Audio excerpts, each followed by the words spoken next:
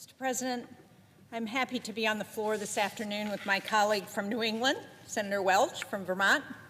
We are neighboring states that have been spooning for a very long time. But we're here today to talk about a very serious issue, and that is the tariffs that President Trump is talking about imposing on Canada, goods from Canada and Mexico, and the impact that will have on Americans. On Saturday, President Trump announced a 25% tariff, which would be a tax on imported goods from Canada and Mexico, and a 10% tariff, which would amount to a tax on imported energy from Canada and on all goods from China. So 10% on all goods from China and a 10% on energy from Canada. He's also threatened universal tariffs on all countries. Now, thankfully, the tariffs that he announced on Canada and Mexico appear to have been delayed for a month, but the tariff taxes on China are now in effect. And even though many of these tariff taxes were delayed, they're still scheduled to go into effect next month, and they've created unnecessary panic and uncertainty among businesses and families across the country and in New Hampshire. Now, I want to point out in the beginning very clearly that it's not foreign countries who pay these taxes, these tariff taxes. It's Americans who pay these tariff taxes. These are tariff taxes on imported goods, meaning that the person or company who's importing the good will be footing the bill, and these costs will be passed on to American consumers and businesses. And you don't have to take my word for it. Best Buy's CEO said, and I quote, "The vast majority of that tariff will probably be passed on to the consumer as a price increase." And Walmart's CFO said, "There will probably be cases where prices will go up for consumers." Columbia Sportswear's CEO said about tariffs, "We're set to raise prices, and it's going to be very, very difficult to keep products affordable." Now, if we look at the cost of just the tariff taxes that were originally announced on Saturday, those would raise costs for the average American household by more than $1,200 a year. And if we get into a trade war with increasingly high tariffs on both sides, and that's what it appears could be happening with China, those costs will go up even more. Now, President Trump campaigned on a promise to lower prices for everything. The tariffs that he's talking about would have the exact opposite effect. I'm glad the administration and the president listened to reason.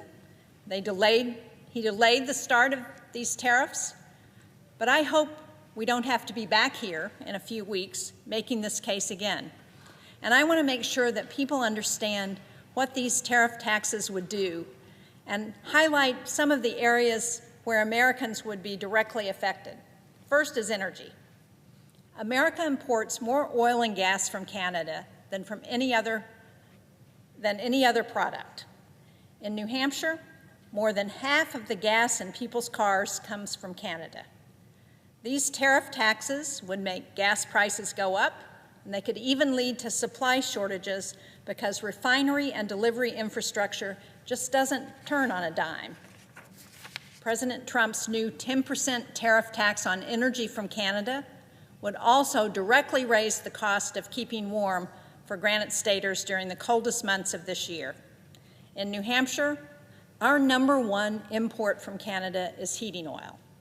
And nearly 250,000 households in New Hampshire, that's about 40% of our households, more than Vermont, I think, Senator Welch, rely on fuel oil to heat their homes. We're the second highest state in the nation, next to Maine, who relies on #2 heating oil to heat our homes. Another 100,000 Granite Staters rely on propane, and about 30,000 homes use wood.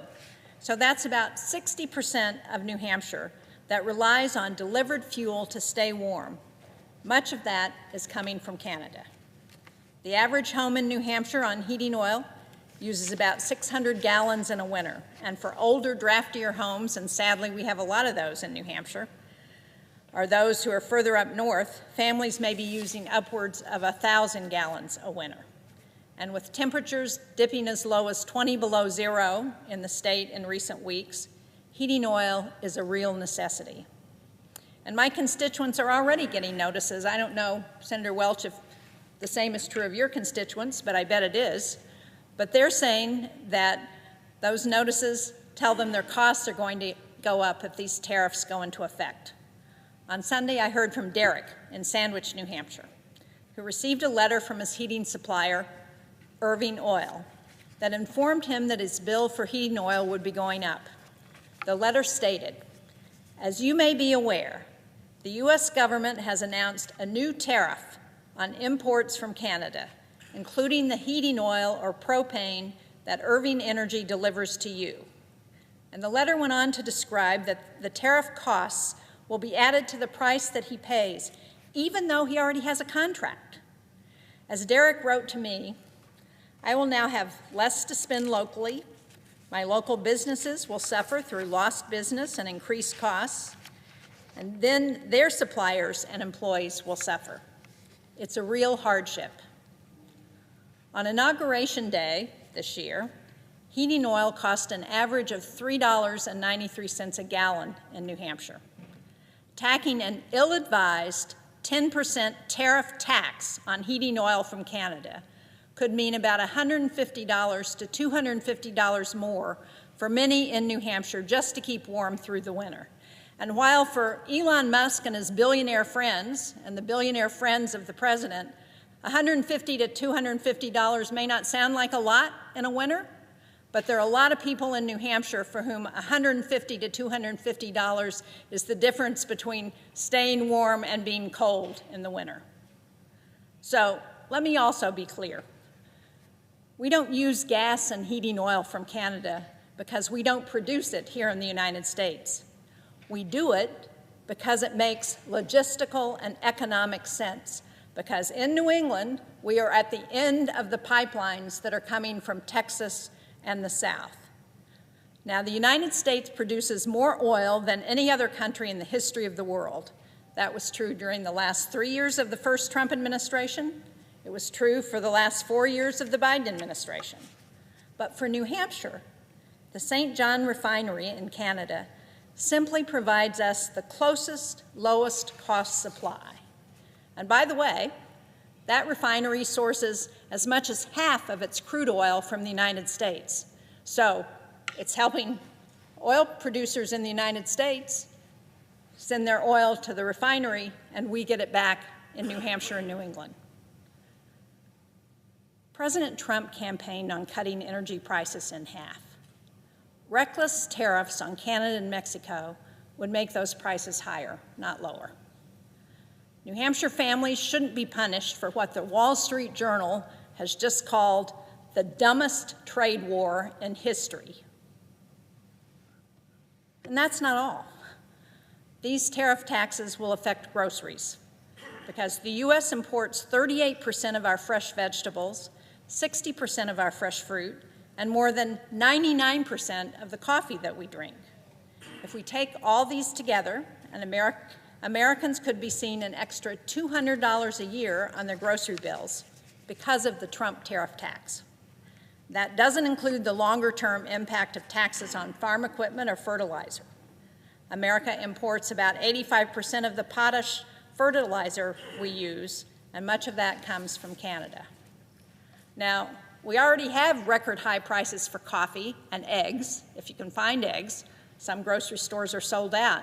And one of the things that just happened in the last week is that because of the stop work order that President Trump put on our services that we provide overseas to track bird flu, we're no longer tracking the bird flu that has helped drive up the cost of eggs. So it could get worse, and we're not even going to know about it until we see those prices reflected at the grocery store. Now, any new 25% tariff tax on these imports would make our food more expensive at a time when families are already stretching and straining their household budgets. Tariffs sometimes get talked about as a way to support American manufacturers, but that also misses the mark. Half of the products the U.S. imports are either raw materials or intermediate components, and that means the parts we make into cars or electronics. All of these inputs would get more expensive for American manufacturers, which is only going to make it harder for them to compete internationally. One of the messages I hear regularly from businesses is that uncertainty is one of the hardest things for them to deal with. One example of this is a call I got 2 weeks ago from a small business owner in New Hampshire who sells specialized agricultural equipment, both in the U.S. and overseas. This is a family business with 5 employees. His father founded it 50 years ago, and he reached out specifically because he's worried about what tariffs on the components he buys from Canada could do to his business. For the specialized equipment that he needs, there aren't a lot of manufacturers out there. So he reached out to my office, asking if he was going to have to pay $5,000 more in costs for each of the machines he sells. He took over this business just a couple of years ago, and he's been working to invest to modernize it and expand. Now he has to worry about whether he can try to grow the business, whether he might face new foreign competition, or even if he can pay out bonuses or give raises to his employees. He can't even be certain what kind of pricing schedule he should send out for the year, because his costs could go up $5,000 next month. And last week I heard from another small business, Granite State Packing. It's a startup meat processing company that's only 2 years old. They started just 2 years ago, and they already have 10 employees. Last year, they actually got $1.6 million in a grant from USDA to expand their operations. That's going to allow them to double their workforce. In order to expand, they placed an order for $500,000 in new equipment because the specialized equipment that they use isn't made in the United States. Now, depending on how and when these tariffs go into effect, and when their equipment might get delivered, they could be looking at a bill, an increased bill for $125,000.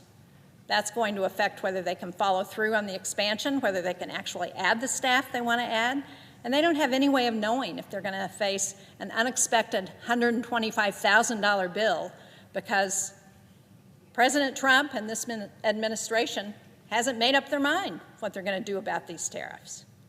Over the weekend, I had another business owner from C&J Bus Lines. They run a great bus line from the seacoast of New Hampshire to Boston. The owner told me that they've ordered 7 buses from Quebec, new buses, because they're made in Quebec.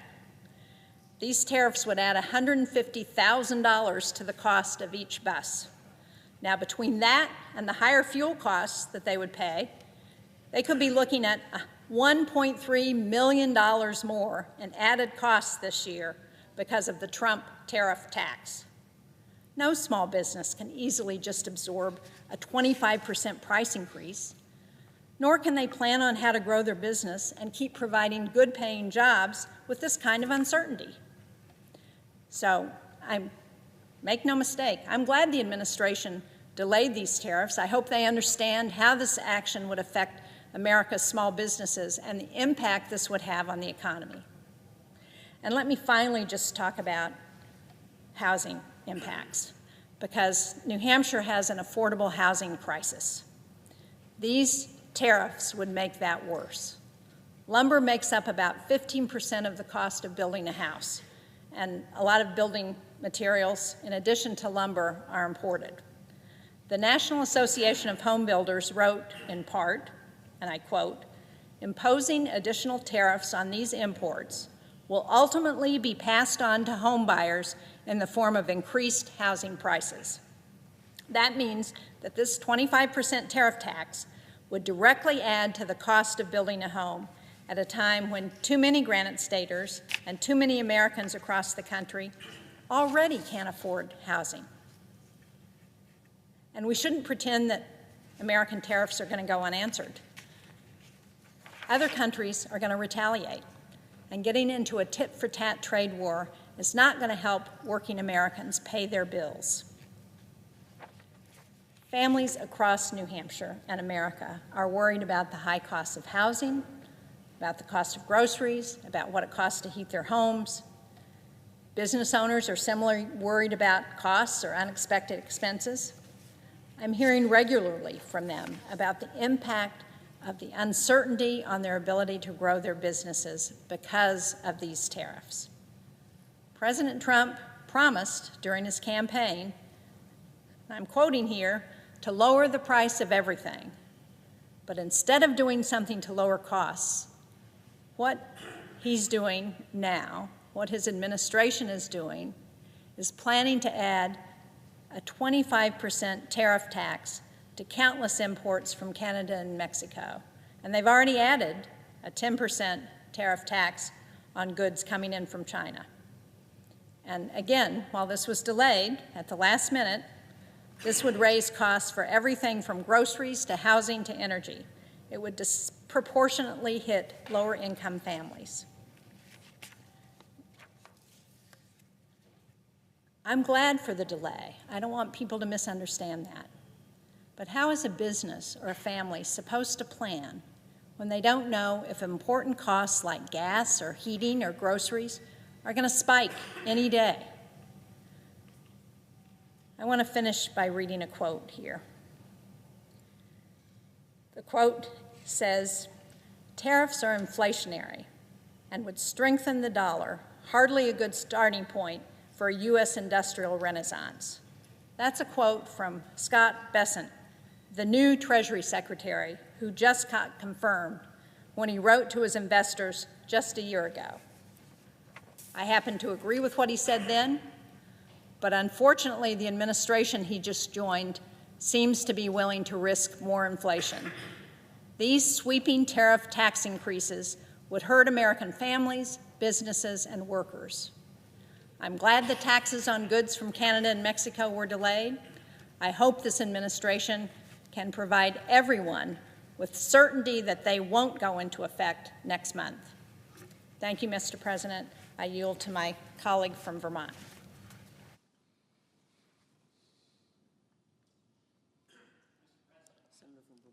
I now recognize the senator from Vermont. Everything my colleague, the senior senator from New Hampshire, said about New Hampshire and how people are really struggling to pay their bills, the cost of rent, the cost of housing, home heating fuel in the winter, it's been brutal, groceries. That is totally the same situation for families in Vermont, and it is around the country. And I can't add, really, to the recitation of the practical consequences that this has on businesses and on Vermont families, beyond what Senator Shaheen said. But it really, it mystifies Vermonters. People come up to me and they say, "Peter, seriously? This is going to increase our grocery prices? This is going to mean lumber is more expensive? This is going to mean home heating fuel, and we rely on Canadian gas probably more than you do, but also home heating fuel. This is going to raise our prices in that $150 to $200 you're talking about. That's real, that's real money." And they just are mystified that we would, through the president, increase their monthly bills. And for what reason? I want to talk a little bit about that. New Hampshire and Vermont, we mostly get along, but we're rivals in hockey and other things. But we both have incredibly close relationships with Canada. They're our friends. In Vermont, we have a library in Derby, Vermont, that's half in Vermont and half in New Hampshire. And our kids are going back and forth to play hockey. And that's just on a very personal level, the affection that we have for Canada and they have for us. They come down and ski in our mountains. They come down and visit. We go up there. And there's an element of, "Peter, what's going on? National security is the reason you're doing this? Is there a threat from Canada to our national security?" We know there isn't. So this is an arbitrary decision that is made by the president, in my view, abusing authority that Congress gave him to use tariffs if there is, in fact, a national security threat, which all of us in a common sense way would think it might be something from a military threat or it might be from the coercive economic policies that we face from China. There's a legitimate case there for national security, but Canada has been in the trenches with us in every war that we've had. They have been by our side. They're our friends. And, you know, that's another thing people ask. Peter, you don't treat your friends this way. You just don't do that. So I had a concern, come here, I'm trying to find my glasses, about what the impact was on Vermont. And instead of me speculating about it, I'm looking for just 1 minute, here it is. Instead of me speculating about it, Mr. President, what we did is invited some Vermonters who have businesses, some Vermont families, come and tell us what's going to happen if we have these tariffs. And let me tell you some of what they said. We met in St. Albans, which is a few miles from the Canadian border.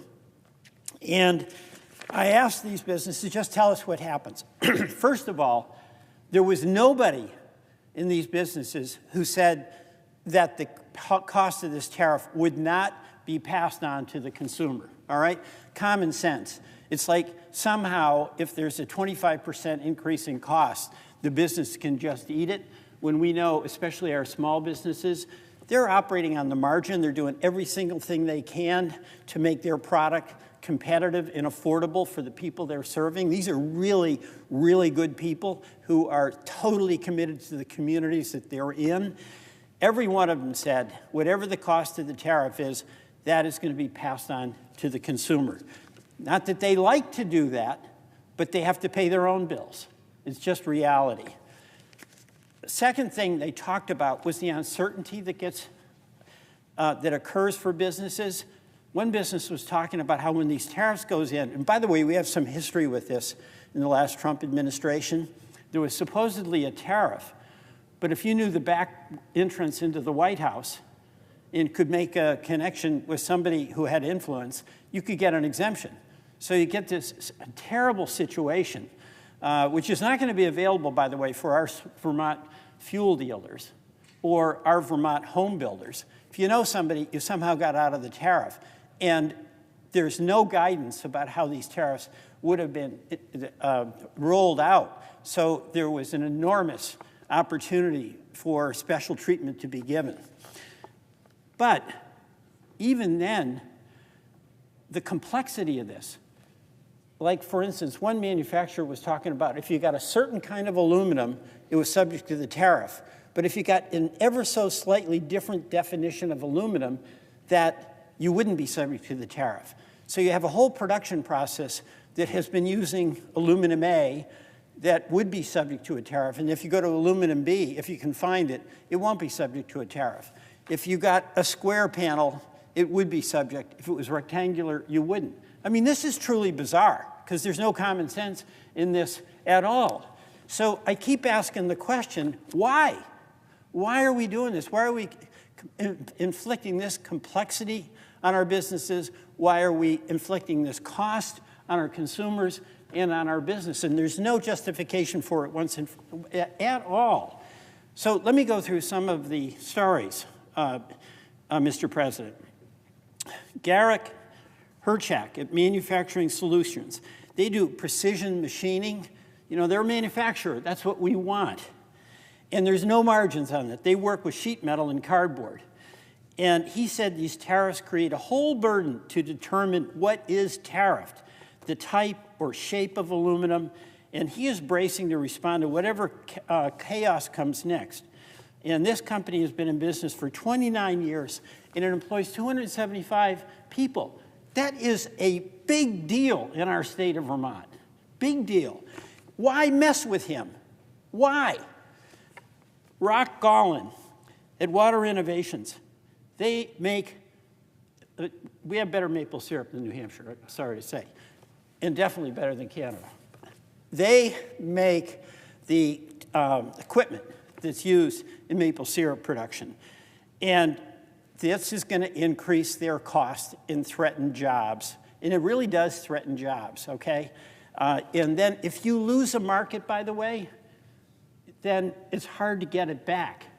So this company, where it might face this huge increase in cost of aluminum to manufacture its products, could lose market share and not be able to claw their way back. Mike Tatro from Poulin Grain. Poulin Grain is a great Franklin County family-run, actually Northeast Kingdom too, family-run grain dealer. They've been around for generations. And they've paid a huge contribution in keeping our dairy farms going. They import organic grain, huge market in Vermont. Their products are heavy to transport. Think of corn and canola and oats. So they need to buy nearby, and they buy from Canada. And important, it's 30 to 40% of what they buy, and these tariffs could cost them about $10 million. And it's just like the fuel dealers. You know, they've got a contract, but they honor their customers. They can't eat $10 million. It just can't be done. So the Poulin family is really worried about the cost rising for farmers who are on a thinnest of thin margins, and nobody works harder than our dairy farmers. That is hard work, but it's so important to us in the state of Vermont that we give them every chance to succeed when they're facing tough odds every day. And why in the world would an act of the President of the United States add to the burden these dairy farmers already face when they're trying to hang on? It's just, it doesn't make any sense to me. He also said something that Mike said, something that's really important. You know, the unknown and uncertainty, it's very difficult. There seems to be a point of view in the Trump administration, president, I'll be candid, that he thinks chaos is a good negotiating tool. I'll leave it to others to decide their view on that. But if the chaos creates this uncertainty for the Poulin Grain Company, for the dairy farmers in Franklin County, for a family that is hoping they can build a house and they thought they had a price, for a family that's struggling to pay their groceries at the end of the month, that uncertainty is really an infliction of distress that's unfair and unreasonable. And to create uncertainty in everyday people who are trying to live in their community, do a good job for the people that they serve, families that are trying to do their contribution in the community and keep the well-being of their family together, and they're on a tight margin, it's cruel to inflict unnecessarily uncertainty. You know, the people from Vermont, the people from New Hampshire, and I think this is true around the country, they're okay with facing hard and grim circumstances. And they'll grit their way through it. And they'll take care of their kids. And they'll take care of their community. They'll be generous. But you know what? When the hardship that is something they have to deal with is a hardship that has been arbitrarily inflicted upon them by authorities or powers in Washington, in this case the president, and in my view, totally improper invocation of so-called national security with our biggest ally, Canada, then they start to wonder. That makes the burden even more and more difficult. So another person that was there, Sarah Meerhoff, was a representative of the general contractors of Vermont, and they do all the building. They've been incredible with the infrastructure challenges we've had after Tropical Storm Irene, that was a while ago, and then the floods we had in July of 23, and then again in July of 24. The cost of raw materials is already very expensive, and she quoted one of her members, Kevin Moyer from Vermont Frame, who said, "Tariffs have always been bad for everyone. As a business owner who buys a lot of timber from Canada, I'm very worried about the impact of tariffs on my company. I cannot absorb these costs." and will have to push them through to my clients in the form of price increases, which will make my company less competitive versus other construction techniques like conventional framing. So I keep asking myself, why are we doing this to folks who are so essential to the well-being of the communities that we represent? And by the way, you've got 2 border state senators here. We have a lot in common, but everything we've said applies to similar businesses in every single state in the country. So this is not a Republican-Democratic deal. These tariffs are going to cost our families that you represent, Mr. President, that as the senior senator from New Hampshire represent, that I represent, it's going to cost them more money. And for what? What are we getting in return? So, Mr. President, I too am very relieved, actually, on behalf of the people of Vermont and the people in New Hampshire and the people of this country, that there's been a temporary pause in these tariffs. But the uncertainty goes on. There will be no more justification in 30 days from now to impose these tariff taxes on Vermonters and on New Hampshireites than there is today. And today there's no justification, and in 30 days there'll be no justification.